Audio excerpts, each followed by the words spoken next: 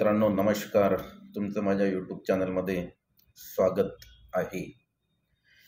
आपल्याला माहीतच आहे की पवित्र पोर्टल बाबतीत सध्या युद्ध पातळीवर काम सुरू आहे आणि हे काम संपल्यानंतर सध्या कोणतं काम सुरू आहे तर तुम्ही जे प्रिफरन्स फॉर्म भरून दिलेले आहेत त्या प्रिफरन्स फॉर्म च्या विषयी म्हणजे तुमचा जो गट आहे, त्यानंतर तुमचा विषय, तुमचं माध्यम, त्यानंतर तुमचा टॅटचा स्कोअर, हे सगळं टॅली झाल्यानंतर एक सिलेक्शन लिस्ट किंवा त्याला आपण अलॉटमेंट लेटर असं म्हणतो ते लागणार आहे. आणि हे अलॉटमेंट लेटर तुमच्या प्रोफाईलवर आल्यानंतर तुमची पुढची भूमिका काय राहील याविषयी आजच्या आपल्या या व्हिडिओमध्ये आपल्याला बघायचं आहे. बघा, पहिला जो फेज आहे तो पहिला फेज आहे विदाऊट इंटरव्ह्यूचा. आणि समजा विदाऊट इंटरव्ह्यूच्या लिस्टमध्ये जर तुमचं नाव आलं किंवा त्या अलॉटमेंट लेटरमध्ये जर तुमचं नाव आलं तर तुम्हाला पुढं काय करायचं आहे ते आजच्या आपल्या व्हिडिओमध्ये आपल्याला बघायचं आहे.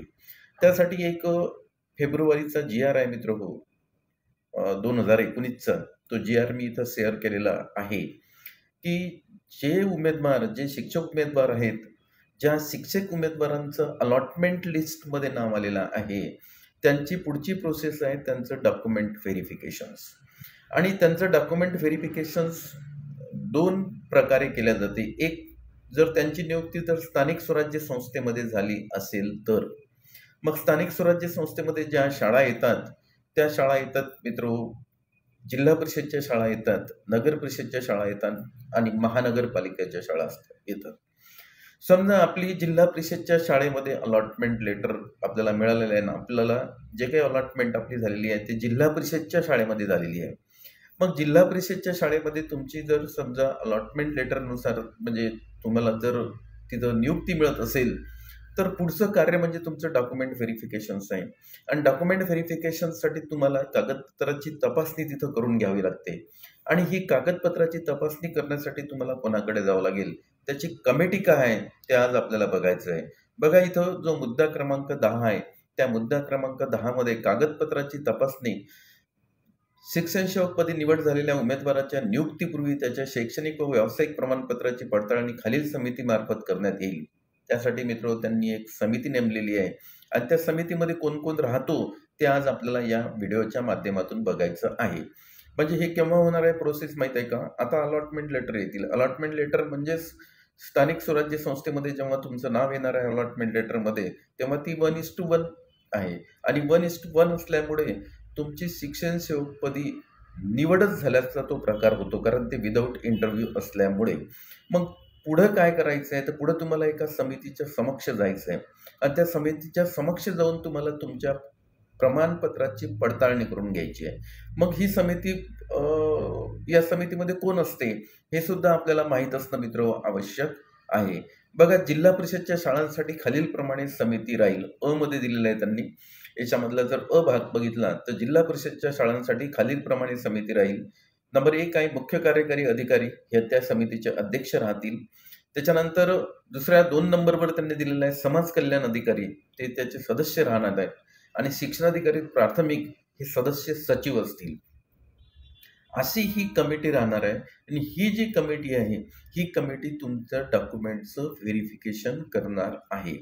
ही कोणासाठी आहे तर स्थानिक स्वराज्य संस्थेसाठी. आणि स्थानिक स्वराज्य संस्थेमध्ये कोणत्या शाळा येतात तर जिल्हा परिषदच्या शाळांसाठी. अगोदर आपण कुठल्या कमिटीच्या समक्ष आपल्याला आपल्या कागदपत्राची तपासणी करून घ्यावी लागणार आहे ते बघायचं आहे. तर ती जी समिती आहे त्या समितीमध्ये 3 मेंबर आहेत. या समितीमध्ये बघा 3 मेंबर आहेत. तर नंबर 1 जे आहेत ते जिल्हा परिषदचे मुख्य कार्यकारी अधिकारी असतात, ते या समितीचे अध्यक्ष आहेत. समाज कल्याण अधिकारी ते या समितीचे सदस्य असतात.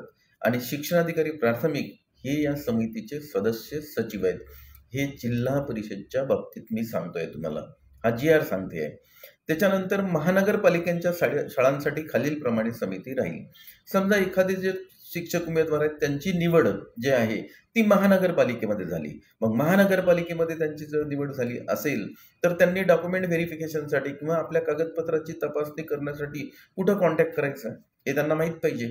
तर त्यासाठी आजचा आपला हा व्हिडिओ आपण बनवतो आहे आणि हा व्हिडिओ तुम्हाला सुरुवातीपासून शेवटपर्यंत बघावं लागणार आहे. म्हणजे ह्या समित्या आपल्या परिचयाच्या होऊन जातील. म्हणजे उद्या आपली जर समजा निवड यादीमध्ये नाव जर आलं, तर आपल्याला कोणाकडेही जायची गरज नाही की पुढे मी काय करणार आहे. हे आपल्याला सगळं यांनी GRमध्ये दिलेलं आहे. त्या GRनुसार आपल्याला पुढं जायचं आहे. बघा, महानगरपालिकांच्या शाळांसाठी खालीलप्रमाणे समिती राहील. त्याच्यामध्ये त्याचे एक जे अध्यक्ष आहे 1 नंबर, ते आयुक्त महानगरपालिका हे अध्यक्ष राहणार आहेत. जे काही महानगरपालिकेचे आयुक्त असतात ते त्या समितीचे अध्यक्ष राहतील. संबंधित जिल्ह्यातील समाज कल्याण अधिकारी हे त्याचे सदस्य राहतील आणि प्रशासन अधिकारी असतो एक महानगरपालिकेमध्ये, ते त्याचे सदस्य सचिव राहतात. अशी 3 लोकांची जी काही समिती आहे, ती समिती तुमच्या डॉक्युमेंटचं व्हेरिफिकेशन करणार आहे. पण केव्हा? जर तुमची निवड महानगरपालिकांच्या शाळांसाठी झाली असेल तर. 3 गोष्टी लक्षात घ्या. जिल्हा परिषदच्या शाळांसाठीची समिती वेगळी आहे. महानगरपालिकांच्या शाळांसाठीची समिती वेगळी आहे आणि नगर परिषदच्या शाळांसाठी सुद्धा समिती त्यांनी वेगळी तयार केलेली आहे. पुढे आता आपल्याला बघायचं आहे की नगर परिषदच्या शाळेमध्ये जर समजा आपली नियुक्ती झाली तर मग काय करायचं. बघा, नगर परिषद किंवा नगरपालिकेच्या शाळांसाठी खालीलप्रमाणे समिती राहील. मग नगर परिषदला कोण असतात? तर मुख्याधिकारी असतात. मुख्याधिकारी म्हणजेच त्या नगर परिषदचे CO हे त्या समितीचे अध्यक्ष असतात. संबंधित जिल्ह्यातील समाज कल्याण कार्यालयातील प्रतिनिधी हे त्या समितीचे सदस्य असतात आणि नगर परिषदला सुद्धा एक प्रशासन अधिकारी असतो, तो त्याचा सचिव राहतो. तर या 3 लोकांच्या समिती समोर तुम्हाला तुमच्या डॉक्युमेंटच्या व्हेरिफिकेशनसाठी जावं लागणार आहे. पण केव्हा? तुमची निवड जर नगर परिषदच्या शाळेमध्ये झाली असेल तर. पुढे ड मध्ये त्यांनी असं म्हटलेलं आहे की कटक मंडळांच्या शाळांसाठी संबंधित कार्यालय प्रमुखाने उपरोक्त प्रमाणे समिती नियुक्त करावी. जर काही शाळा अशा त्या कटक मंडळांच्या आहेत तर त्यांच्यासाठी जी काही समिती आहे ती त्या कटक मंडळांच्या शाळां संबंधित कार्यालय प्रमुख जे असतात त्यांनी ती समिती नियुक्त करायची आहे. त्याच्यानंतर म्हणजे पुढचा जो भाग येतो तो येतो खाजगी व्यवस्थापनाचा. तर खाजगी व्यवस्थापनाची जी काही कमिटी असेल ती कमिटी ती जी मॅनेजमेंट असते त्यांचं, त्या मॅनेजमेंटमध्ये अध्यक्ष असतात, सचिव असतात, ते त्या आणि एक मुख्याध्यापक पदसिद्ध सचिव असतात त्याच्यामध्ये. हे त्या खाजगी व्यवस्थापनाच्या शाळेमध्ये जर तुमची निवड झाली तर तुमच्या कागदपत्राची तपासणी करणार आहेत. अशा प्रकारे आज आपण जर समजा निवड यादीमध्ये आपलं नाव आलं, म्हणजे आपल्या टॅटच्या गुणवत्तेनुसार यापुढली प्रोसेस तेच आहे. यापुढली प्रोसेस काय?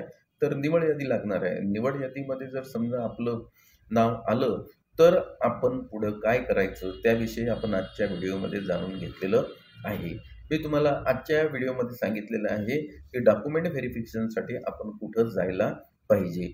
जर स्थानिक स्वराज्य संस्थेच्या शाळेमध्ये जर आपली समजा निवड झाली असेल तर आपण ज्या काही जिल्हा परिषदच्या शाळेमध्ये जर असेल तर जिल्हा परिषदच्या शाळांसाठी 3 लोकांची कमिटी त्यांनी नियुक्त केलेली आहे. पुनश्च एकदा सांगतो बघा, मुख्य कार्यकारी अधिकारी असतात जिल्हा परिषदचे, त्याच्यानंतर समाज कल्याण अधिकारी सदस्य असतात, शिक्षणाधिकारी प्राथमिक सदस्य सचिव असतात.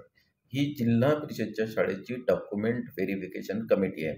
जर आपली निवड जर महानगरपालिकेच्या शाळांसाठी झाली असेल तर मग त्या महानगरपालिकेचे आयुक्त असतात, संबंधित जिल्ह्यातील समाज कल्याण अधिकारी सदस्य असतात आणि प्रशासन अधिकारी हे सदस्य सचिव असतात. हे पुनश्च एकदा सांगतो मी, महानगरपालिकांच्या शाळांसाठी आहे.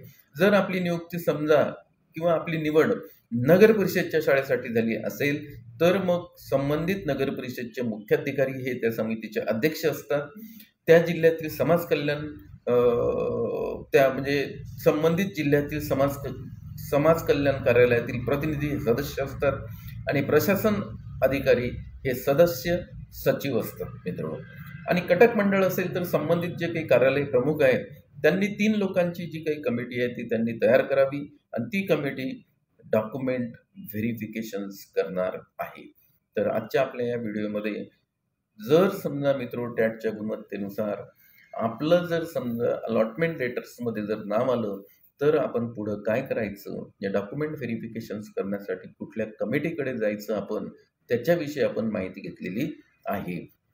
कारण काय, तर जे काही शिक्षक उमेदवार आहेत त्यांना प्रत्येक GRची माहिती असली पाहिजे आणि त्या प्रत्येक GRची माहिती व्हावी त्याच दृष्टिकोनातून आपण आजचा व्हिडिओ बनवलेला आहे. निश्चितच तुम्हाला हा व्हिडिओ आवडला असेल तर या व्हिडिओला लाईक करा आपण. तुम्ही जर माझ्या चॅनलवर नवीन असाल तर तुम्ही काय करायला पाहिजे, माझ्या चॅनलला सबस्क्राईब करायला पाहिजे. म्हणजे अशा प्रकारचे मी जे नवनवीन व्हिडिओ बनवतो ते आपल्याला त्याचं नोटिफिकेशन्स मिळणार आहे आणि नोटिफिकेशन्स मिळाल्यानंतर ते आपण पाहू शकता.